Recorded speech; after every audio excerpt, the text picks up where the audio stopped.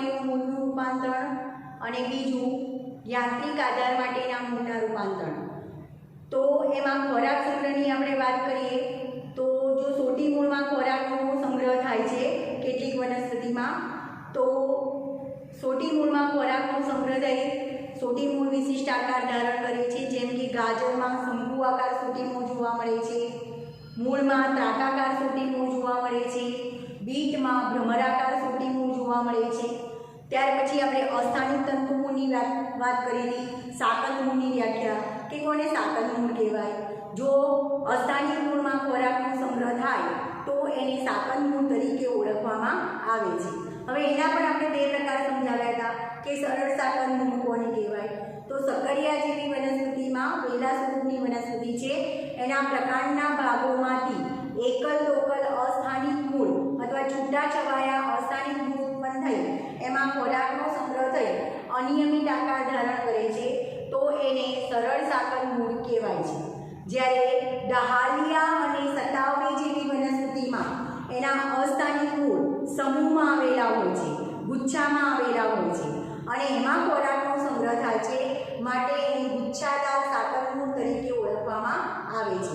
ત્યાર પછી આપણે યાંત્રિક આધારમાં પહેલો પ્રકાર કીધો તો અવલંબન મૂળ। તો એમાં આપણે વાત કરી હતી કે મકાઈ અને કેવડા જેવી વનસ્પતિમાં એનું મૂળતંત્ર છીછરું હોવાથી એને વધારાના ટેકા માટે વનસ્પતિના પ્રકારના તલ ભાગમાંથી એની ગાંઠોમાંથી અસ્થાનિક મૂળ ઉત્પન્ન થઈ ત્રાંસા જમીનમાં રોપાય છે અને વનસ્પતિને વધારાનો ટેકો આપે છે, તો એને અવલંબન મૂળ તરીકે ઓળખવામાં આવે છે। જ્યારે વડમાં સ્તંભ મૂળ જોવા મળે છે। વડની વનસ્પતિ એ બહુવર્ષાળ વનસ્પતિ છે, એની સમછેદિત શાખાઓના વજનથી એ નમી ન પડે એટલા માટે એમાં વધારાના ટેકા માટે પ્રકારની જે શાખાઓ છે એમાંથી પાતળા દોરી જેવા અસ્થાનિક બદામી રંગના અસ્થાનિક મૂળ ઉત્પન્ન થઈ જમીનમાં આગળ વૃદ્ધિ પામી જમીનમાં રોપાય છે અને જમીનમાંથી પાણી ખનિજ દ્રવ્યનું શોષણ કરી અને જાડા સ્તંભ જેવા બને છે અને વનસ્પતિને વધારાનો ટેકો આપે છે, તો એને સ્તંભ મૂળ તરીકે ઓળખવામાં આવે છે। તો અત્યારે આપણે ત્રીજા કાર્ય વિશે વાત કરીએ, મૂળના વિશિષ્ટ કાર્યો। મૂળના વિશિષ્ટ કાર્યો, જેમાં આપણે ત્રીજું કાર્ય શીખીએ છીએ। ત્રીજું છે આરોહણ માટેનું કાર્ય। આરોહણ, હવે આરોહણ એટલે શું? જે વેલા સ્વરૂપની વનસ્પતિ છે એ વેલા સ્વરૂપની વનસ્પતિને કોઈ આધાર સાથે ચડવા માટે કોઈ રચનાની જરૂર પડે છે। તો કેટલીક વનસ્પતિમાં મૂળ છે એ વેલા સ્વરૂપની વનસ્પતિને આધાર માટે રૂપાંતરણ પામેલી હોય છે, તો એને આરોહણ કહેવાય છે। તો અડુની વેલમાં, જેને આપણે મની પ્લાન્ટ તરીકે ઓળખીએ છીએ, એ મની પ્લાન્ટમાં આરોહણ માટેનું રૂપાંતરણ થયેલું હોય છે। આ મની પ્લાન્ટ અથવા અડુની વેલમાં આરોહણ માટેનું રૂપાંતરણ જોવા મળે છે। અડુની વેલ એટલે કે મની પ્લાન્ટ, અડુની વેલ એટલે કે મની પ્લાન્ટ છે, લગભગ બધાના ઘરે હોય છે, તમને એની રચના ખબર છે।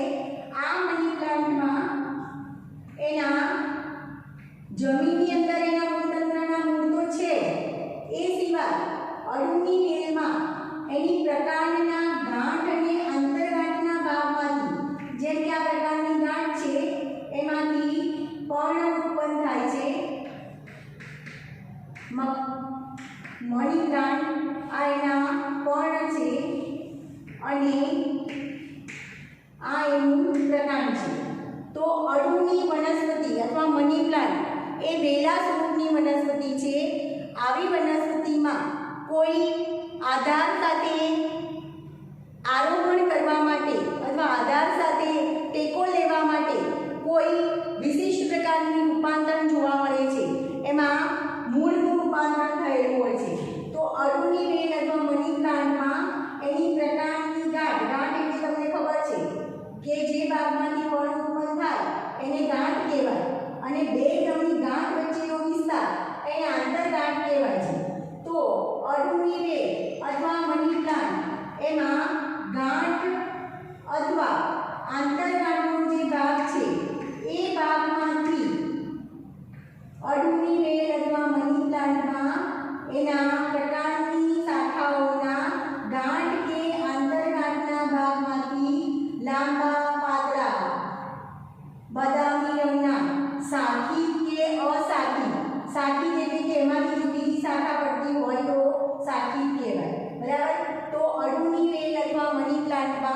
એના પ્રકારની ગાંઠ કે આંતરગાંઠના ભાગમાંથી લાંબા પાતળા દોરી જેવા બદામી રંગના લીસા મૂળ ઉત્પન્ન થાય છે અને આ મૂળ એ ચીકણા શ્લેષ્મનો સ્ત્રાવ કરી અને આધાર સાથે ચોંટી જાય છે માટે આવા મૂળને શ્લેષી મૂળ અથવા તો આરોહી મૂળ તરીકે ઓળખવામાં આવે છે।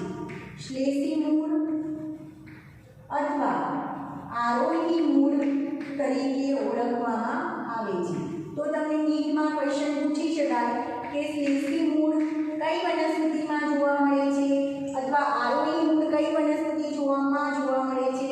તો અડુની વેલ અથવા મની પ્લાન્ટમાં શ્લેષી મૂળ અથવા આરોહી મૂળ જોવા મળે છે। ફરી અડુની વેલ અથવા મની પ્લાન્ટ એ વેલા સ્વરૂપની વનસ્પતિ છે। એને ટેકા માટે અથવા આરોહણ માટે એ કેટલીક વિશિષ્ટ રચના ધરાવે છે।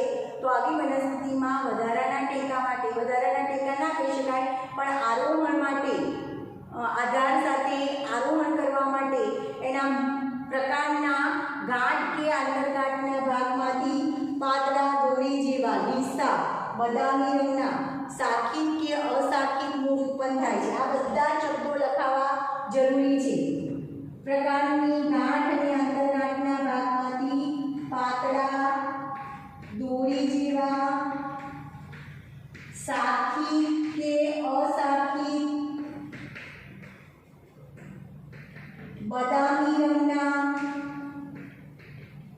લીસા મૂળ ઉત્પન્ન થાય છે જેને આરોહી મૂળ કહેવાય છે અને આ શ્લેષી મૂળ એ ચીકણા શ્લેષ્મનો સ્ત્રાવ કરી આધાર સાથે ચોંટી જાય છે અને વનસ્પતિને આરોહણમાં મદદ કરે છે માટે એને શ્લેષી મૂળ અથવા આરોહી મૂળ તરીકે ઓળખવામાં આવે છે। ત્યાર પછી આપણે મૂળના વિશિષ્ટ કાર્યમાં ચોથા કાર્યની વાત કરીએ તો ચોથું કાર્ય છે પ્રકાશ સંશ્લેષણ માટે। પ્રકાશ સંશ્લેષણ તમને ખ્યાલ છે કે વનસ્પતિમાં પ્રકાશ સંશ્લેષણની ક્રિયા કોણ કરે છે? તમને ખ્યાલ છે વનસ્પતિમાં પ્રકાશ સંશ્લેષણની ક્રિયા પર્ણ કરે છે પણ કેટલીક વનસ્પતિમાં પર્ણ દ્વારા પ્રકાશ સંશ્લેષણની ક્રિયા દ્વારા ઉત્પન્ન થયેલો ખોરાક એ ઓછો પડે છે એટલે વધારાના ખોરાકની જરૂર પડે છે। તો એટલા માટે એમાં મૂળ વિશિષ્ટ રીતે રૂપાંતરિત થયેલા હોય છે। તો એમાં તમારે ઉદાહરણ યાદ રાખવાનું છે ગળો નામની વનસ્પતિ। ગળો એક વળવેલ પ્રકારની વનસ્પતિ છે। વળવેલ એટલે વાળ જે હોય થોરની જે વાળ હોય એ વાળ ઉપર આ વેલા સ્વરૂપની વનસ્પતિ જોવા મળે છે। આ ગળો વળવેલ પ્રકારની વનસ્પતિ છે અને ખૂબ જ ઝડપથી વૃદ્ધિ પામે છે। તો આવી વનસ્પતિના પ્રકાર ઉપરથી ઉત્પન્ન થતા પર્ણો એકદમ નાના અને ઓછા પ્રમાણમાં હોય છે એટલે એ ઝડપથી વૃદ્ધિ પામે છે અને પર્ણો ખૂબ જ ઓછા હોય છે એટલે પર્ણો દ્વારા જે ખોરાક તૈયાર થાય છે એ ખોરાક વનસ્પતિને પૂરતા પ્રમાણમાં પ્રાપ્ત થતો નથી, ઓછો પડે છે। એટલા માટે આવી વનસ્પતિમાં એના પ્રકારની ગાંઠના ભાગોમાંથી પાતળા લાંબા દોરી જેવા મૂળ ઉત્પન્ન થાય છે જેને અને લીલા રંગના હોય છે જે પ્રકાશ સંશ્લેષણની ક્રિયા કરે છે માટે એને આવા મૂળને પ્રકાશ સંશ્લેષી મૂળ અથવા તો એને પરિપાચી મૂળ તરીકે ઓળખવામાં આવે છે। ફરી યાદ કરજો ગળો એક વળવેલ પ્રકારની વનસ્પતિ છે। વળવેલ પ્રકારની વનસ્પતિ એટલે કે વાળ ઉપર વેલા સ્વરૂપની વનસ્પતિ છે। એમાં આ વેલાની વૃદ્ધિ ખૂબ જ ઝડપથી થાય છે પણ આ વેલા સ્વરૂપની વનસ્પતિમાં પર્ણો ઓછા પ્રમાણમાં હોય છે અને નાના હોય છે। હવે આવા નાના પર્ણો અને ઓછા પ્રમાણમાં છે તો એ પ્રકાશ સંશ્લેષણની ક્રિયા કરી અને જે ખોરાક બનાવે છે એ ખોરાક વનસ્પતિની વૃદ્ધિ માટે ઓછો પડે છે। એટલા માટે એમાં મૂળ વિશિષ્ટ રૂપાંતરણ પામે છે કે આવી ગળો જે વળવેલ વનસ્પતિ છે એવી વનસ્પતિમાં વૃદ્ધિ ઝડપથી થાય છે। એના પર્ણો નાના અને ઓછા હોવાથી એમાં ખોરાકની જરૂરિયાતને પહોંચી વળવા માટે એના પ્રકારના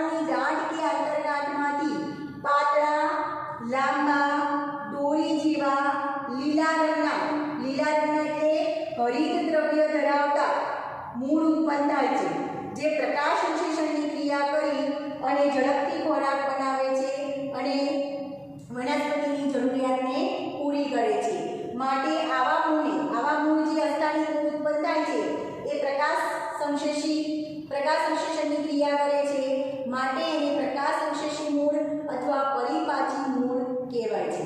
પણ મૂળમાં એ લખવું જરૂરી છે. આ બધા જ અસ્થાની મૂળના રૂપાંતરણ છે, તો તમારે એવું લખવું જરૂરી છે કે ગળોમાં એના પ્રકારના ભાગમાં, એની ગાંઠ કે આંતરગાંઠના ભાગમાંથી પાતળા, લાંબા, દોરી જેવા લીલા રંગના અસ્થાનિક મૂળ ઉત્પન્ન થાય છે. ફરીથી ગળો વળવેલી પ્રકારની વનસ્પતિ છે. આ વનસ્પતિ વાડામાં કાંટા અથવા થર ઉપર જોવા મળે છે, જે ઝડપથી વૃદ્ધિ પામે છે. અને આવી વનસ્પતિમાં એના પર્ણો ઓછા પ્રમાણમાં ઓછા હોય છે અને નાના હોય છે. પરિણામે જે વેલો છે અથવા વનસ્પતિ છે એની ખોરાકની જરૂરિયાતને પહોંચી વળતા નથી.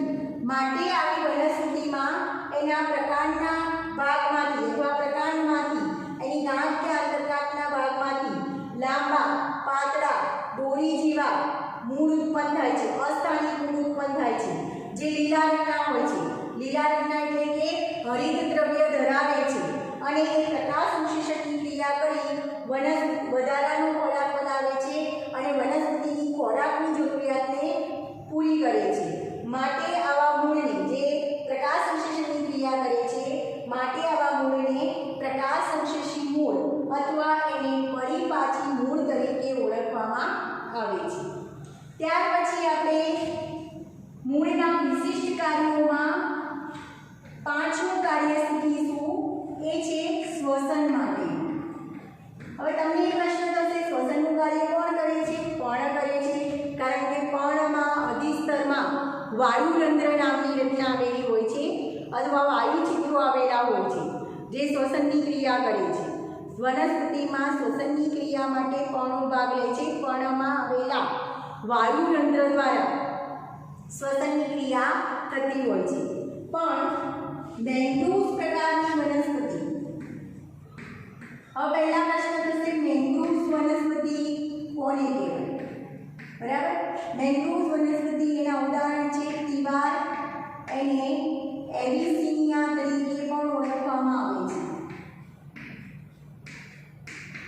બીજું એક ઉદાહરણ છે રાઇઝોફોરા.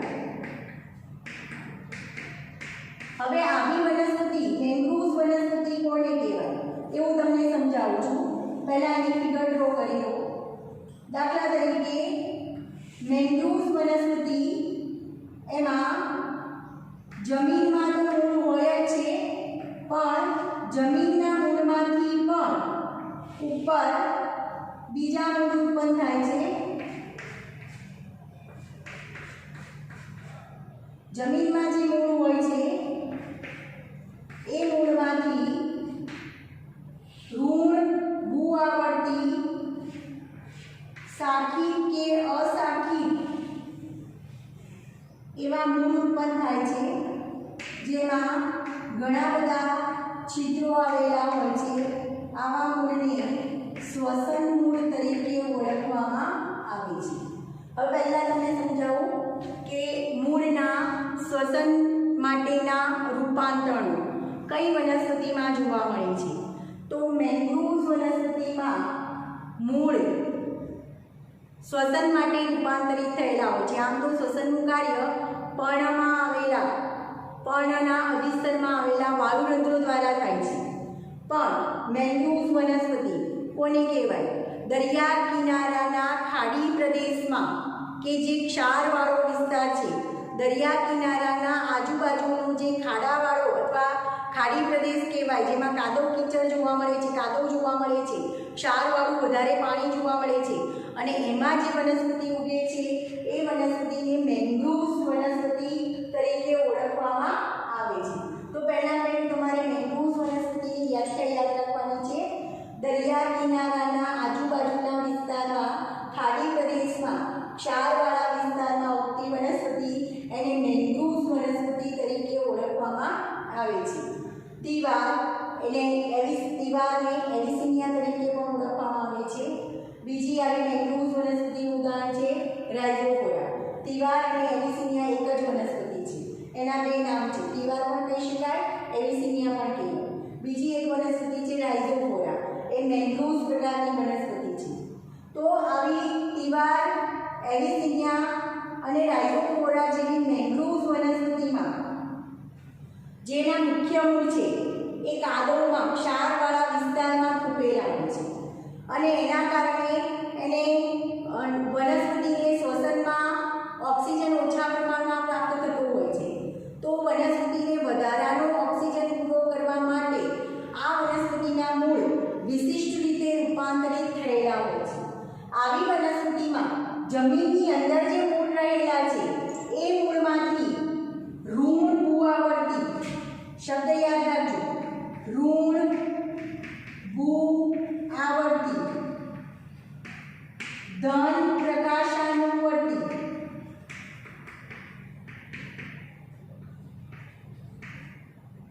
લાંબા પોચા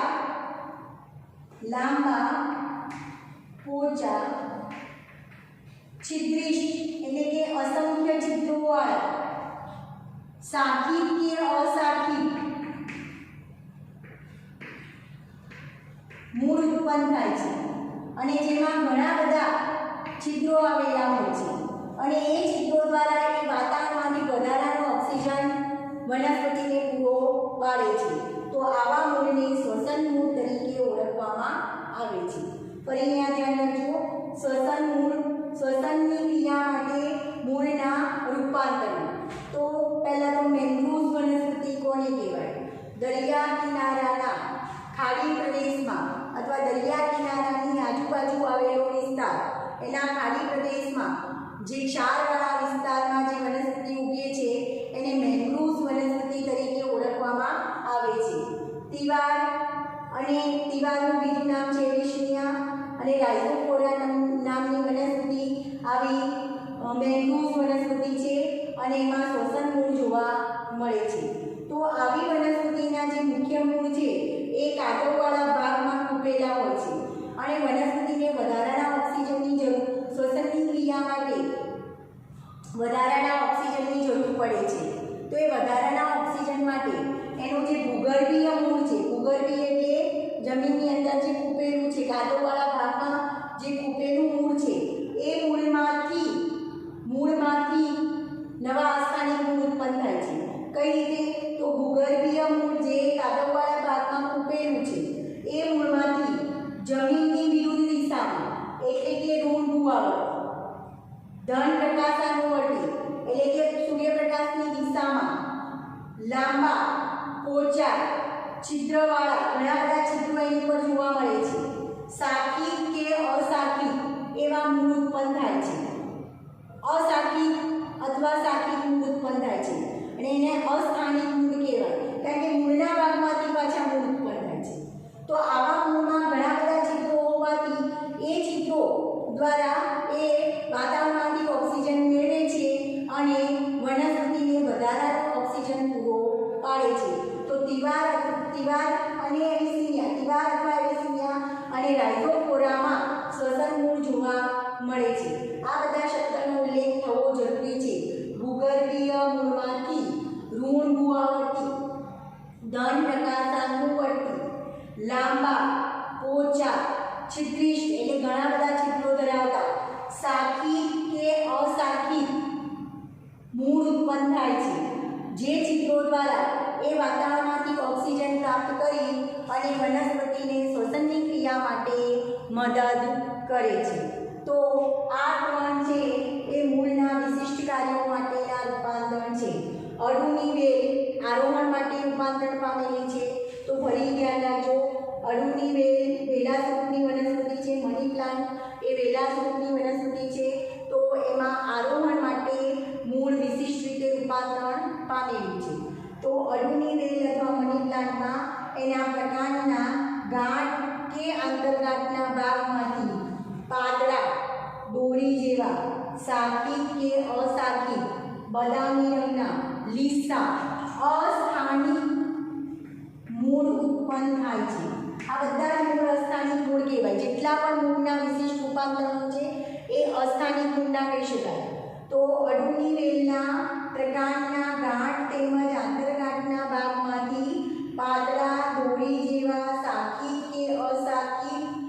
બદામી રંગના લીસા અસ્થાનિક મૂળ ઉત્પન્ન થાય છે. આવા મૂળ છે એ ચીકણા શ્લેષ્મનો સ્ત્રાવ કરી વનસ્પતિને આધાર સાથે ચોંટવામાં મદદ કરે છે. માટે આવા મૂળને શ્લેષી મૂળ કે આરોહી મૂળ કહેવાય છે. તો તમને નીટમાં એમસીક્યુઝ પૂછી શકાય કે મની પ્લાન્ટમાં કેવા પ્રકારના મૂળ જોવા મળે છે, શ્લેષી મૂળ અથવા આરોહી મૂળ, અથવા શ્લેષી મૂળ કઈ વનસ્પતિમાં જોવા મળે છે, તો મની પ્લાન્ટમાં જોવા મળે છે. ત્યાર પછી આપણે વાત કરીએ પ્રકાશ સંશ્લેષણ. આમ તો પ્રકાશ સંશ્લેષણનું કાર્ય છે વનસ્પતિના પર્ણનું, પણ કેટલીક વનસ્પતિ જેમ કે ગળો છે એ વળવેલ પ્રકારની વનસ્પતિ છે, વેલા સ્વરૂપની વનસ્પતિ છે, જે વાળ ઉપર જોવા મળે છે અને ખૂબ જ ઝડપથી વૃદ્ધિ પામે છે. તો આ ગળો જે છે એ ખૂબ જ ઝડપથી વૃદ્ધિ પામતી વળવેલ પ્રકારની વનસ્પતિ છે, જેની ઉપર ખૂબ જ નાના અને ઓછા પર્ણો આવેલા હોય છે. અને આ નાના અને ઓછા પર્ણો એ ઝડપથી વૃદ્ધિ પામતી વેલા સ્વરૂપની આ જે ગળો છે એની ખોરાકની જરૂરિયાતને પહોંચી વળતા નથી. એટલા માટે આ ગળોના પ્રકારમાંથી લાંબા પાતળા દોરી જેવા લીલા રંગના અસ્થાનિક મૂળ ઉત્પન્ન થાય છે, જે હવામાં લટકતા રહે છે. લીલા રંગના છે એટલે એ હરિત દ્રવ્ય ધરાવે છે અને પ્રકાશ સંશ્લેષણની ક્રિયા કરી ખોરાકનું નિર્માણ કરે છે. તો પ્રકાશ સંશ્લેષણની ક્રિયા કરતા હોવાથી આવા મૂળને પ્રકાશ સંશ્લેષી મૂળ અથવા એને પરિપાચી મૂળ તરીકે ઓળખવામાં આવે છે. તો ગળોમાં પ્રકાશ સંશ્લેષી મૂળ અથવા પરિપાચી મૂળ જોવા મળે છે. ત્યાર પછી આપણે પાંચમું વિશિષ્ટ કાર્ય કહીએ કે મૂળનું શ્વસન માટેનું રૂપાંતર. તો મેંગ્રુવ્સ વનસ્પતિ, પહેલામાં પહેલું તો મેંગ્રુવ્સ વનસ્પતિ કોને કહેવાય? દરિયા કિનારાના આસપાસના ક્ષારવાળા વિસ્તારમાં, ખાડી પ્રદેશમાં જે વનસ્પતિ ઉગે છે એને મેંગ્રુવ્સ વનસ્પતિ કહેવાય છે, જે કાદવવાળા ભાગમાં ઉગેલી હોય છે અને વધુ ક્ષારના કારણે એને પૂરતા પ્રમાણમાં ઓક્સિજન મળતો નથી. તો આવી વનસ્પતિમાં એનું જમીનની અંદરનું જે ભૂગર્ભીય મૂળ છે એ ભૂગર્ભીય મૂળમાંથી નવા અસ્થાનિક મૂળ ઉત્પન્ન થાય છે. તો આવી મેંગ્રુવ્સ વનસ્પતિ જેમ કે તિવાર અથવા એરિસિનિયા અને રાઇઝોફોરા જેવી મેંગ્રુવ્સ વનસ્પતિ એના ભૂગર્ભીય મૂળમાંથી ઋણ ભૂઆવર્તી, જમીનથી વિરુદ્ધ દિશામાં ઋણ ભૂઆવર્તી, ધન પ્રકાશાનુવર્તી, પ્રકાશની દિશામાં ઋણ ભૂઆવર્તી આવી વનસ્પતિના જમીનના ભૂગર્ભીય મૂળમાંથી જમીનની વિરુદ્ધ દિશામાં ઋણ ભૂઆવર્તી, ધન પ્રકાશાનુવર્તી, લાંબા પોચા છિદ્રિષ્ઠ, ઘણા બધા હવાદાર છિદ્રો ધરાવે છે. લાંબા પોચા છિદ્રિષ્ઠ, શાખી કે અશાખી અસ્થાનિક મૂળ ઉત્પન્ન થાય છે અને એમાં આવેલા છિદ્રો દ્વારા એ વાતાવરણમાંથી ઓક્સિજન લે છે, એટલે વનસ્પતિમાં શ્વસનની ક્રિયા માટે રૂપાંતરિત થયેલા હોય છે. તો તમને નીટમાં ક્વેશ્ચન પૂછી શકાય કે તિવાર અથવા એરિસિનિયામાં કયા પ્રકારના મૂળ જોવા મળે છે? તો શ્વસન મૂળ, અથવા શ્વસન મૂળ કઈ વનસ્પતિમાં જોવા મળે છે? તો તિવાર અથવા એરિસિનિયા અને રાઇઝોફોરા નામની વનસ્પતિમાં શ્વસન મૂળ જોવા મળે છે.